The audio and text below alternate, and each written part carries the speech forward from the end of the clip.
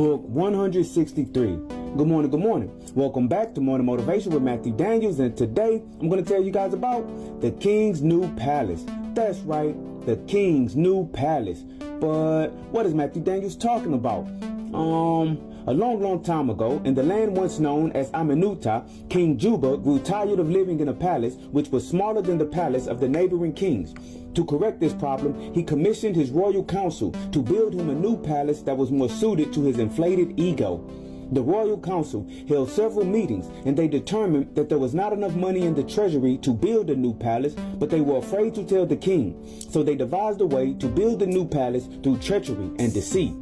They sent out word to all of the people in the kingdom that anyone who would help to build the new palace would be paid more riches than had ever been paid out before.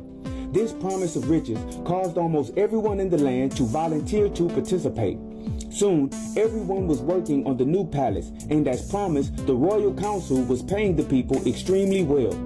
Once the palace was almost complete and the only thing left to do was to paint the outer court, the royal council held a grand party inside of the palace where they would celebrate completing their task. The royal council insisted that everyone in the kingdom show up, and they said that no one should stay at home.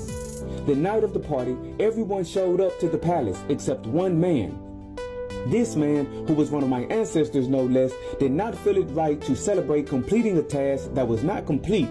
So instead of attending the party, he decided to stay in the outer court and finish the painting. Inside of the party, the king's royal wizard concocted a special potion, and when no one was looking, he poured this potion into the punch bowl. And after everyone had drunk their fill, a deep sleep fell over all the people. While they all slept, the royal council went from house to house in the kingdom, and they stole the wages they had paid the people to build the palace. The man, who was outside painting the outer court, saw their misdeeds and was shocked. When the people awoke from their slumber and returned to their homes, they were appalled to find all of their money gone. They all charged into the streets angry and accused each other of being thieves. But the man who had seen it all stepped forward and told them what happened at the king's party. Enraged, the people stormed the king's new palace and destroyed everything they had recently built. Then they forced their way into the king's treasury and took back their wages. The king, realizing that his royal council had done such wickedness to the people, sentenced them all to be imprisoned. And when the king found out who had exposed their plot, he made the man who decided to finish the work instead of partying the new head of his new royal council. And this man devised a way to build a new palace without defrauding the people. And so, the morning motivation of today is the King's New Palace.